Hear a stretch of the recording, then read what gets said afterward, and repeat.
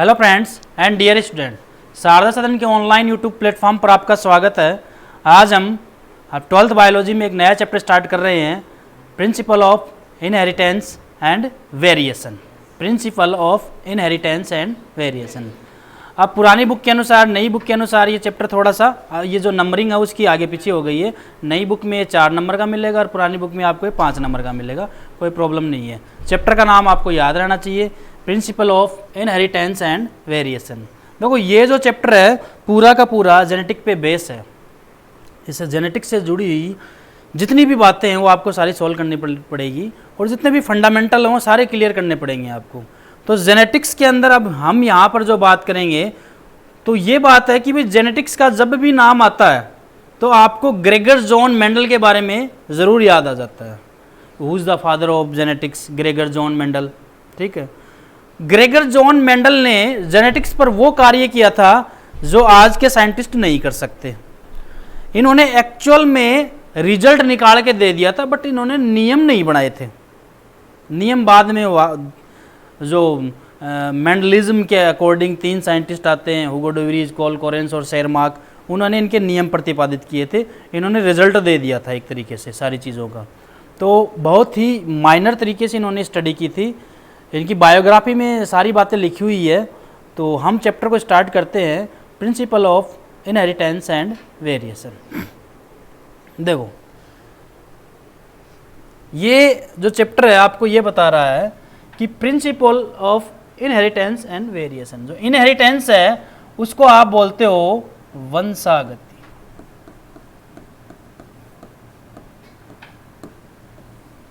और जो वेरिएशन है उसको आप बोलते हो विभिन्नता।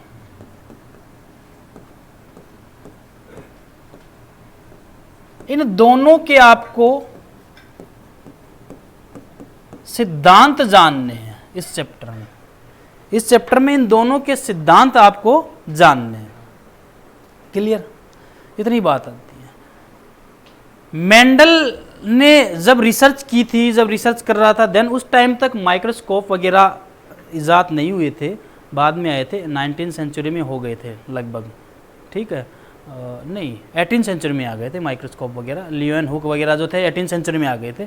तो इन्होंने सेल डिवीजन के बारे में लगभग इनको जानकारी हो गई थी मेंडल को, कि सेल डिवीजन होता है, कोशिका के अंदर टूटती है, क्रोमोजोम भी होते हैं, ऐसे कुछ इनको जानकारी हो गई थी।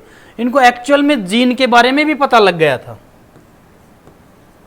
बट इन्होंने उनको फैक्टर कहा था, कारक कहा था। इनको जीन के बारे में भी पता लग गया था, तो इन जीन को उन्होंने कारक कहा था। ऐसे पता लग गया था कि कोई चीज़ है जो जा रही है अगली पीढ़ी में, तो उसको उन्होंने कारक कहा था। तो यहाँ पर वंशागति और विभिन्नता के सिद्धांत को हम पढ़ेंगे।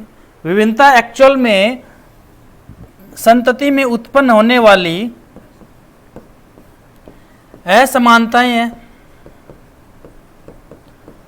और आप जानते हो जब सेक्सुअल रिप्रोडक्शन होता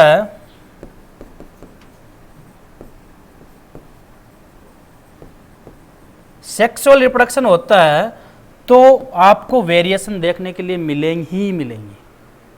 आपको वेरिएशन देखने के लिए मिलेंगी। ठीक है, सेक्सुअल रिप्रोडक्शन में वेरिएशन आती हैं। यानी सेक्सुअल रिप्रोडक्शन क्या कहता है आपको? क्या कहता है कि भाई आधे क्रोमोजोम इधर से आए, आधे क्रोमोजोम इधर से आए, दोनों मिलके जाइगोट बना लेते हैं, युग्मनज बना लेते हैं। तो आधी चीज़ें इधर से और आधी चीज़ें इधर से। तो जो स्पर्म के जो क्रोमोजोम है, मान लो हम ह्यूमन बॉडी की बात करें, स्पर्म के जो क्रोमोजोम है, देन उस पर अलग टाइप के जीन प्रेजेंट हैं। और जो ओवम के जो क्रोमोजोम है, अंडाणु के जो क्रोमोजोम है, उन पे अलग टाइप के जीन प्रेजेंट है। दोनों आगे जब सिमिलर होते हैं तो नई चीज़ बनने की पॉसिबिलिटीज़ ज़्यादा हो जाती है। इसीलिए हमारी शक्लें भी आपस में नहीं मिलती। हूबहू थोड़ी, डिट्टो कॉपी थोड़ी हम एक दूसरे की। हम बिलोंग करते हैं मानव जाति को, लेकिन सब पहचान में आते हैं, सबकी शक्लें अलग अलग होती है। ट्विन का केस अलग होता है, जुड़वा का केस अलग होता है। तो संतति में उत्पन्न असमानताएं एक्चुअल में विभिन्नताओं को रिप्रेजेंट करती हैं। और वंशागति एक प्रोसेस है, ये एक प्रक्रिया है जिसमें चीज़ें एक जनरेशन से दूसरे जनरेशन में जा रही है। उस प्रोसेस में कई चीज़ें शामिल है। उसमें आनुवंशिकता भी आ जाती है, उसमें विभिन्नता भी आ जाती है, एक प्रोसेस है। जैसे हम नहीं बोलते क्या कि ये जो करेक्टर है, ये जो लक्षण है वो आगे वंशागत हो रहे हैं, तो ये एक प्रक्रिया है आने की, आगे जाने की एक प्रक्रिया। क्लियर? इतनी बातें हमें ध्यान रखनी है, ठीक है। इस चैप्टर को पढ़ने से पहले आपको कुछ कॉन्सेप्ट क्लियर होने बहुत ज़रूरी है, जो मैं बता दूं आपको। जैसे मान लो ये मैंने बना दिया डीएनए, क्या है ये?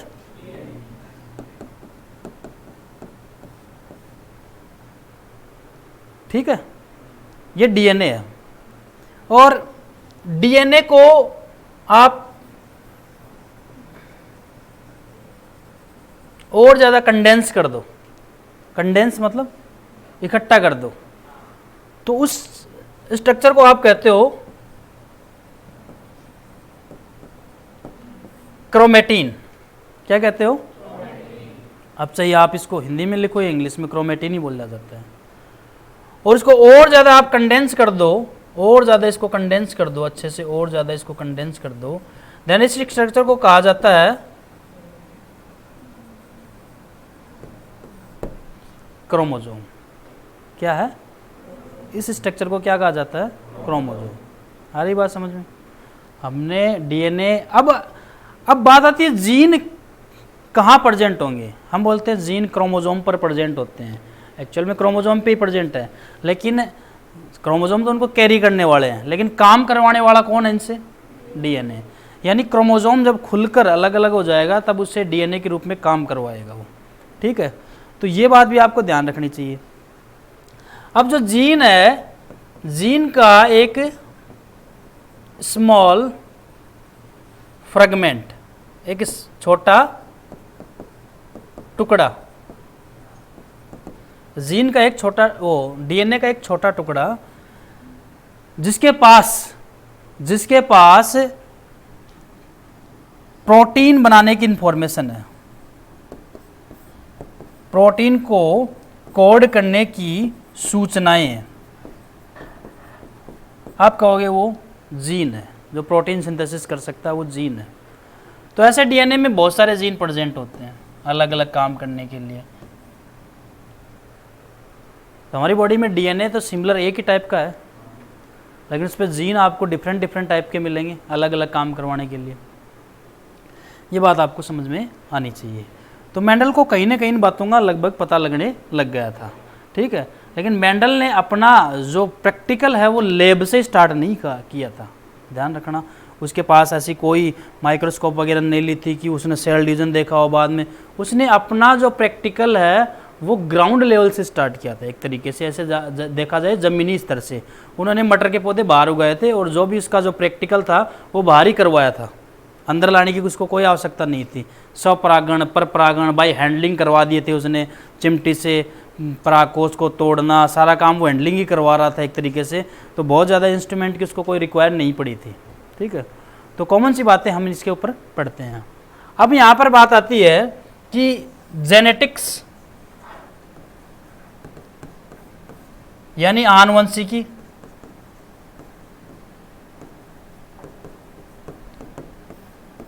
आनुवंशिकी आपको ये कहती है कि जैसे मान लो मेल है और फीमेल है, ठीक है। इनसे जो जनरेशन उत्पन्न हो रही है, इनसे जो ऑफस्प्रिंग आ रही है, जो संतति उत्पन्न होती है इनसे जो संतति उत्पन्न हो रही है, आप कहोगे कि सर इस संतति के अंदर कुछ करैक्टर इसके पिता से आ रहे हैं, कुछ करैक्टर इसकी माता से आ रहे हैं, कुछ लक्षण इसके पिता से आ रहे हैं, कुछ लक्षण इसकी माता से आ रहे हैं। तो इन दोनों को आप कंबाइंड में कह दो पैतृक या जनक कह सकते हो। क्या कह सकते हो? तो जनक से संतति में क्या ट्रांसफर हो रहे हैं? लक्षण। इस बात को आप आनुवंशिकता कहोगे, ध्यान रखना। क्या कहोगे? आनुवंशिकी अलग चीज है, आनुवंशिकता कहोगे इस बात को। तो यहां पे मैं एक डेफिनेशन देता हूं, आनुवंशिकता। क्लियर? हो गई बात। अब जब संतति उत्पन्न हो रही है तो कुछ ना कुछ उसमें विभिन्नताएं भी उत्पन्न होगी, जैसा मैंने बताया सेक्सुअल रिप्रोडक्शन होता है, सेक्सुअल रिप्रोडक्शन हुआ तभी तो ये जनरेट हुई, तो कुछ विभिन्नताएं भी उत्पन्न होती हैं। अब विभिन्नता और आनुवंशिकता की हमें स्टडी करनी है दोनों की, इस स्टडी करने वाली ब्रांच को आप आनुवंशिकी कहोगे। समझ में आ गई बात। आनुवंशिकी एक ब्रांच है, इसमें दो चीज़ों का अध्ययन किया जाता है, आनुवंशिकता तथा विभिन्नता का। आपसे कोई आनुवंशिकी की परिभाषा पूछे तो आप ये बताओगे कि जीव विज्ञान की वह शाखा जिसके अंतर्गत आनुवंशिकता तथा विभिन्नता का अध्ययन किया जाता है उसको हम आनुवंशिकी कहेंगे। आपसे कोई आनुवंशिकता की परिभाषा पूछे तो आप ये बताओगे कि जब जनक से या पैतृक से लक्षणों का स्थानांतरण संतति में होता है देन उस बात को हम आनुवंशिकता कहते हैं। आपसे कोई विभिन्नता के बारे में पूछे तो आप ये बताओगे कि सेक्सुअल रिप्रोडक्शन के दौरान जो संतति उत्पन्न होती है तो उसमें जो असमानताएं आती है उनको हम विभिन्नता कहेंगे। समझ में आ गई बात, इतनी बात समझ में क्लियर। चलो यहाँ पर कुछ बातें हैं, ये थोड़ी सी याद रखने वाली बातें हैं कि कुछ बातें तो हमें याद रहती है। भाई एक नाम तो हमें अक्सर याद रहता है, who is the father of genetics, Gregor John Mendel, यानी आनुवंशिकी। जेनेटिक्स को आप हिंदी में क्या कहोगे, आनुवंशिकी, याद रखोगे बात। इनहेरिटेंस को आप मैंने पहले बताया क्या कहोगे, वंशागति। वेरिएशन को आप क्या कहोगे, विभिन्नता। ठीक है, ये वर्ड वैसे भी याद होने, लोकल बोलचाल में भी यूज करते हैं, यार इसमें तो बहुत ज़्यादा वेरिएशन आ रही है, तो वेरिएशन वर्ड किसके लिए आता है, विभिन्नता के लिए। Father of genetics Gregor John Mendel. Start सारे आइडिया दुनिया के जेनेटिक्स के ऊपर जितने भी आइडिया थे इसने ही दिए, इसके अलावा कोई नहीं आया था पहले, और बहुत कम टाइम पे इन्होंने काम किया और बहुत कम टाइम में ही मर गए थे। किडनी का कोई इनको प्रॉब्लम था तो कम टाइम पे ये इनकी मृत्यु हो गई थी। तो 18वीं सेंचुरी के साइंटिस्ट थे, 18वीं सेंचुरी के साइंटिस्ट थे और बहुत कम समय में ही इन्होंने अपना जीवन पूरा कर लिया था। फादर ऑफ मॉडर्न जेनेटिक्स, इसे आज का जेनेटिक्स का पिता कहा जाता है, जो बैटसन है। एक्चुअल में जेनेटिक्स शब्द बैटसन ने ही दिया था, मेंडल काम किया था मेंडल ने, लेकिन जेनेटिक जैसी वर्ड किसने यूज किया था, बैटसन ने। मूलर की अगर हम बात करें तो इसको साइटोजेनेटिक्स, यानी कोशिका के अंदर, एक कोशिका के अंदर कितनी जेनेटिक्स की बातें क्रिएट हो रही हैं, कितनी सारी जेनेटिक्स की बातें लगती हैं, कोई चीज़ अंदर आ रही है, जा रही है, कब ट्रांसफ़र होती है, कब ट्रांसफ़र नहीं होती, ये सारा क्रेडिट किसको जाता है, मूलर को। ये मूलर ने समझा है। और ये ऐसे मान लो कि मॉर्गन जो है ना पूरे के पूरे कटाक्ष करते हैं ग्रेगर जॉन मेंडल पर, इसकी बातों का खंडन करने वाला आदमी यही आया था बाद में। इसके स्वतंत्र अपव्यवन के नियम को इन्होंने नकार दिया पूरी तरीके से मॉर्गन ने, और बहुत ज़बरदस्त एक्सपेरिमेंट किया था इन्होंने, इसलिए इनको क्या कहा जाता है, एक्सपेरिमेंटल जेनेटिक्स। यानी यहाँ की अगर हम बात करें तो लिंकेज जैसी बातें इसके आने के बाद ही पॉसिबल हुई, संलग्नता। थोड़ी सी बात मैं इसके बारे में बता देता हूँ। मेंडल ने यह कहा था कि एक लक्षण के लिए एक जीन ही रेस्पॉन्सिबल होता है। जैसे आपके पास 1000 लक्षण है, देखना, चलना, बोलना, सूंघना, बैठना, उठना, जो भी आपके पास कैरेक्टर है, उसने कहा एक लक्षण के लिए एक जीन रेस्पॉन्सिबल होता है और एक गुणसूत्र पर एक ही जीन होता है। किसने कही थी ये बात, मेंडल ने कही थी। बात चल रही थी, जब ये आए तो इन्होंने पूरी तरह खंडन कर दिया कि एक गुणसूत्र पर एक जीन नहीं होता, एक से ज़्यादा जीन भी प्रेजेंट हो सकते हैं, और उस चीज़ को आप संलग्नता कहते हो। तो बहुत ही अच्छा एक्सपेरिमेंट है और बहुत ही इंटरेस्टिंग है, बड़ा रोचक तरीके से आपको समझ में आएगा इस चैप्टर में। ठीक है, तो यहाँ मैं मॉर्गन की बात कर लेता हूँ। देन जेनेटिक्स की डेफिनेशन है, ये डेफिनेशन मैंने आपको वहीं समझा दी। जेनेटिक्स एक ग्रीक शब्द है और जो किसने दिया था, बैटसन ने दिया था। और जेनेटिक्स में आप क्या समझते हो कि हेरिडिटी यानी आनुवंशिकता और वेरिएशन का जब अध्ययन किया जाता है, इस प्लस का मतलब अध्ययन किया जाता है दोनों का साथ, उस कंडीशन को आप क्या कहते हो, जेनेटिक्स कहते हो। वंशागति तथा विभिन्नताओं का सम्मिलित अध्ययन जेनेटिक्स कहलाता है। ये जो वंशागति है ये इस आनुवंशिकता के लिए यूज कर लिया इसने यहाँ पे, वैसे आप सीधी बात लिखोगे, आनुवंशिकता तथा विभिन्नताओं का यूज अध्ययन क्या कहलाएगा? जेनेटिक्स कहलाएगा।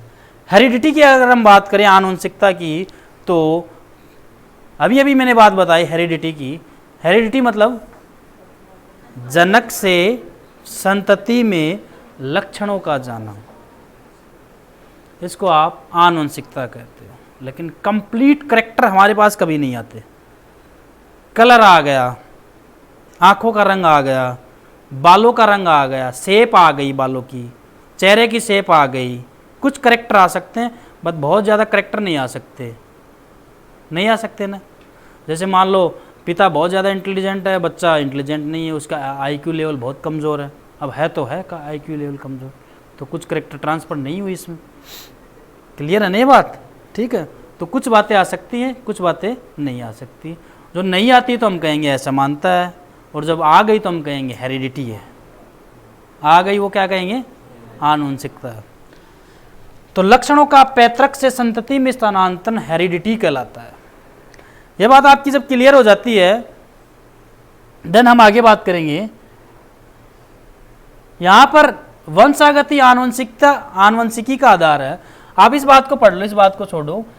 Heredity is basis of genetics, यानी जो आनुवंशिकता है वो आनुवंशिकी का आधार है। और यहाँ पे बात लिख रखी है जो वंशागति है वो आनुवंशिकता का आधार है। यहाँ पे तो क्या लिख रखा है?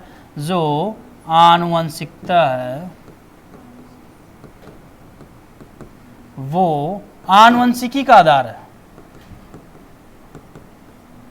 और जो वंशागति है वो आनुवंशिकता का आधार है। देखो मैं समझो भाई, जब तक आनुवंशिकी की बात नहीं आएगी, जब तक आनुवंशिकता पॉसिबल नहीं है। और आनुवंशिकता हो गई तो हम कहेंगे एक प्रोसेस लागू हो गई जिसमें करेक्टर दूसरी पीढ़ी में जाने लग गए, तो उसको हम क्या कहेंगे? वंशागति। तो ये सारी चीज़ें एक दूसरे पे बेस करती हैं। क्लियर? आपको ये बात यहाँ पर समझ में आनी चाहिए कि आनुवंशिकता जो है आनुवंशिकी का आधार है, और वंशागति है वो आनुवंशिकता का आधार। देन यहाँ पे एक वर्ड आता है कि क्रोमोसोम, जिसको आप कहते हो गुणसूत्र। तो यहां पर आनुवंशिकता को कैरी करने वाला, आनुवंशिकता का वाहक, आनुवंशिकता को आगे ले जाने वाला गुणसूत्र ही है। क्यों? जब एक गुणसूत्र ये है, इस पर मान लो ये जीन प्रेजेंट है, ये जीन है, ये बी जीन है। अब ये दूसरी पीढ़ी में ट्रांसफर हो गया आगे जाके, तो इसको लेके कौन गया था? गुणसूत्र ही लेके गया था। क्योंकि आप बोलोगे सर डीएनए लेके जाता है, चलो डीएनए लेके जाता है, लेकिन डीएनए भी किस पे होता है? गुणसूत्र पे ही तो होता है डीएनए। जब गुणसूत्र सेपरेट नहीं होंगे तो आपका डीएनए कैसे सेपरेट हो सकता है? और डीएनए आपस में तभी खुलता है, जिसको आप कहते हो रेप्लिकेशन, तभी खुलता है जब गुणसूत्र फटेगा बीच में से। और गुणसूत्र कब फटता है? कब फटेगा? अर्धसूत्रीय विभाजन के दौरान, ज़्यादातर केस में कब फटेगा? अर्धसूत्रीय विभाजन के दौरान। ठीक है, या फिर आप कहो कोशिका विभाजन के दौरान जब गुणसूत्र टूटता है तो दोनों जीन अलग अलग हो जाते हैं। इससे पहले कुछ प्रोसेस होती है क्रॉसिंग ओवर जैसी। 11th में अगर आपको थोड़ा बहुत ध्यान है, क्रॉसिंग ओवर यानी दो गुणसूत्र अलग होने से पहले आपस में टच हो जाते हैं, तो इसका जीन इस पर ट्रांसफ़र होने की संभावना रहती है। इसको क्रॉसिंग ओवर कहते हैं, जीन विनिमय। क्या कहते हैं?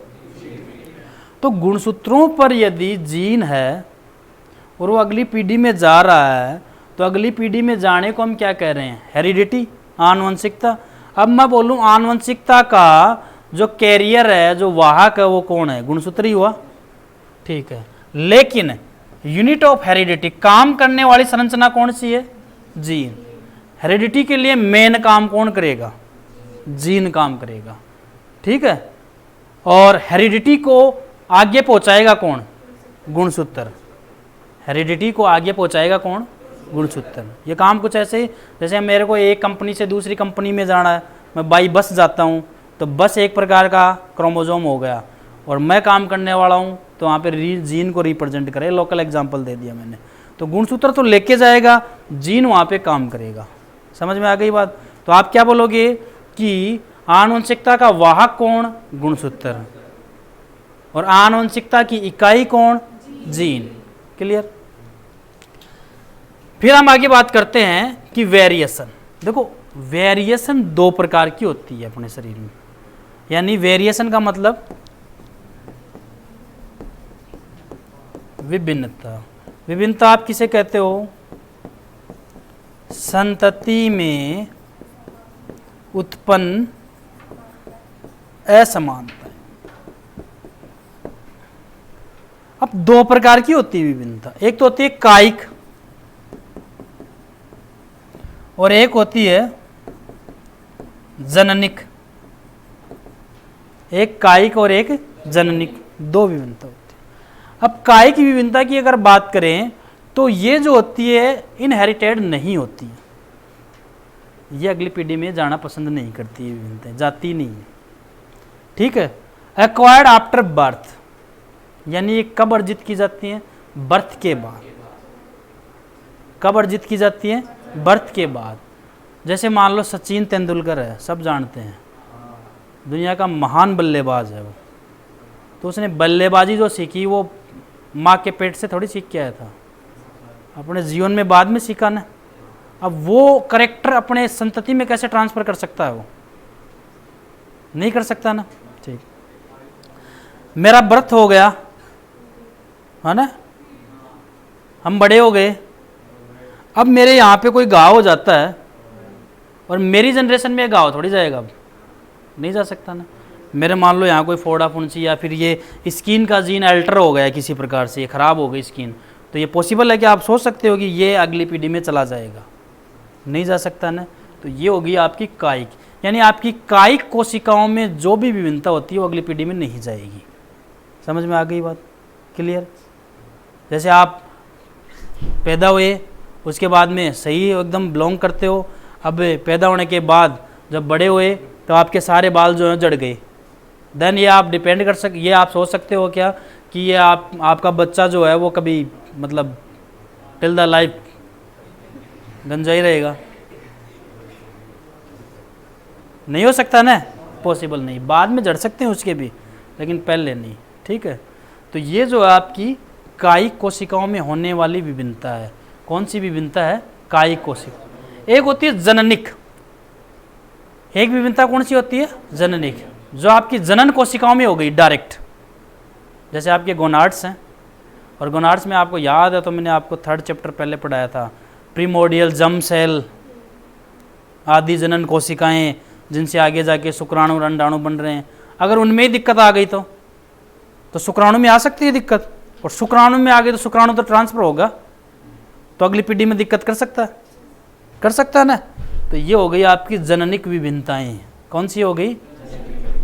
अब एक और चीज, अगर जननिक विभिन्नताएं कंटिन्यूअस चल रही है लगातार, यह लैंगिक प्रजनन तथा जीन विनिमय के कारण होती है। कंटिन्यूअस चल रही हैं तो चलने दो, नो प्रॉब्लम। यहां पर आपको न्यू स्पीसीज या नई चीज देखने के लिए नहीं मिल सकती। जैसे दादा के बाल जड़ते हुए हैं, मान लो ये तो मान लो सोमेटिक केस है, लेकिन मैं बता रहा हूँ इसको इससे जोड़ से। ये मान लो दादा के बाल जड़ते हुए आए हैं, पोते के जड़ रहे हैं, सबके जड़ रहे हैं, एक लगातार हो गई है सोमेटिक। इसमें नई चीज़ क्या बनी? नया तो कुछ नहीं बना, कुछ नहीं बना ना नया। यानी ये कब होगी? जननिक विभिन्नता कब होगी? जब सेल डिवीजन होता है।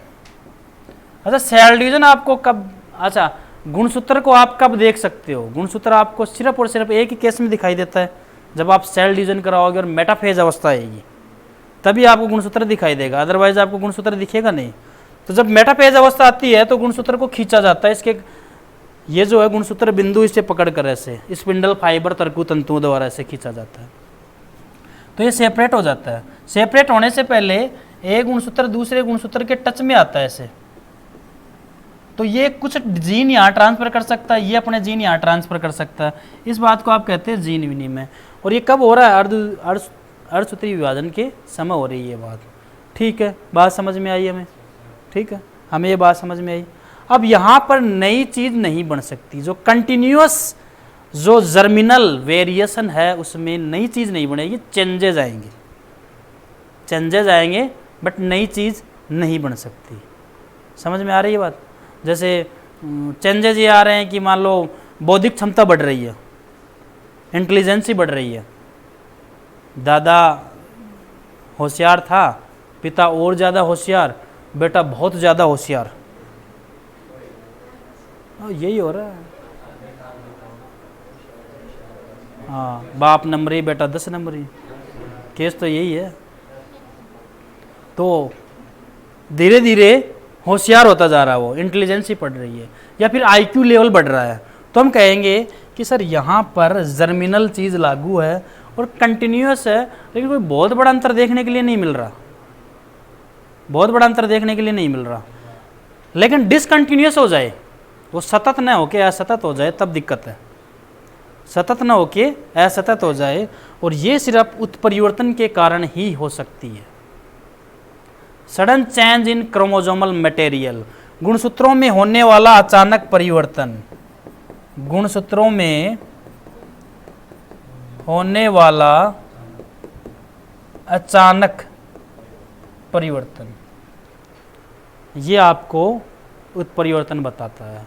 तो उत्परिवर्तन जैसे इतना खतरनाक उत्परिवर्तन हुआ, ये इन्वायरमेंटल केस से भी हो सकता है, फिजिकल केस से भी हो सकता है, किसी मेडिसिन से भी हो सकता है, किसी भी कारण से हो सकता है ये, ठीक है। जैसे मान लो म्यूटेशन हुआ, कोई प्रेग्नेंट लेडी है और म्यूटेशन हो गया उसकी बॉडी में, मान लो उसने बहुत ज़्यादा ड्रग का यूज़ कर लिया हो, दवाइयाँ कुछ ऐसी ली, तो उसका जो बच्चा पैदा हुआ, तो या तो वो जीवित नहीं रह पाया, या पता चला उसके कुछ ऑर्गन्स दे वो डेवलप नहीं हो पाए, तो बहुत खतरनाक म्यूटेशन हो गया। या फिर म्यूटेशन अच्छा भी हो सकता है और बेकार भी हो सकता है, ये भी बात है। म्यूटेशन अच्छा, जीवित ही नहीं रह पाए, या कोई इतना बढ़िया म्यूटेशन हो जाए, जैसे दुनिया में ऐसे ऐसे लोग मिलेंगे आपको कि जैसे आप ह्यूमन मैन की कैटेगरी में आते हैं, वो ह्यूमन की क्या बोलते हैं उसको, सुपर ह्यूमन की कैटेगरी में आते हैं, सुपर ह्यूमन की कैटेगरी में आते हैं। जैसे आप उनको ऐसे बोलोगे कि कैलकुलेटर हाथ में ले लो, है ऐसे सर्च कर लेना आप, आपने एक बहुत बड़ी डिजिट बताई और आप बताते ही वो उसका आंसर बता देता, आपने कैलकुलेटर में अभी तक नंबर भी नहीं दबाई। तो बहुत सारे ऐसे केस हो सकते हैं जिन्होंने अपनी क्षमताएं अलग तरीके से ईजाद की है, तो कहीं ना कहीं उनके पास म्यूटेशन हो सकती है, जननिक हो सकती है। कायिक विभिन्नता जो है वो जन्म के बाद उत्पन्न होती है, नॉट इनहेरिटेड, ये अगली पीढ़ी में ट्रांसफ़र नहीं होती। जननिक विभिन्नता है, ये दो प्रकार से होती है, ये कंटिन्यूस हो सकती है, डिसकंटिन्यूस। कंटिन्यूस जो होती है वो कोई नई चीज़ नहीं बना सकती, नई संतति नहीं बना सकती। डिसकंटिन्यूस होती है, वो अचानक गुणसूत्रों में परिवर्तनों के कारण होती है, और कोई नई चीज़ बनाने को, यानी कोई नई जाति भी बना सकती है, कोई नई जाति भी बना सकती है, ठीक है। जैसे आप ये अभी कुछ शायद अपने शेखावटी का ही मामला है ये, कोई बात नहीं, रिकॉर्डेड है तो कहीं देख लेना। तो झलको झुंझुनू वाला था कोई प्रोग्राम, उसमें कहीं पे वो जो पत्रकार होते हैं, वो जो बोलने वाले होते हैं, जिसको आप क्या बोलते हो, मीडिया वाले बोलते हो, आप क्या बोलते हो, मीडिया वाले। तो वो गए थे कहीं, तो तुम पता चला कि एक भैंस के एक बच्चा हुआ है, और जो है ना पूरा वाइट कलर का है, पूरा वाइट कलर का है, ठीक है। तो ये रियल बात है, वाइट कलर का हुआ, तो इसके अंदर खतरनाक वाला क्या हो गया, म्यूटेशन हो गया खतरनाक वाला। अब वो बच्चे या नहीं बच्चे वो बात अलग है, लेकिन नई जाति तो बनेगी। वाइट कलर की भैंस कब देखी आपने? बात हमने कर ली भाई, वेरिएशन की बात कर ली। वेरिएशन दो प्रकार की होती है, इनको आपने अच्छे से समझ लिया। तो आगे का जो टॉपिक है वो नेक्स्ट क्लास में देखेंगे। Thank you so much.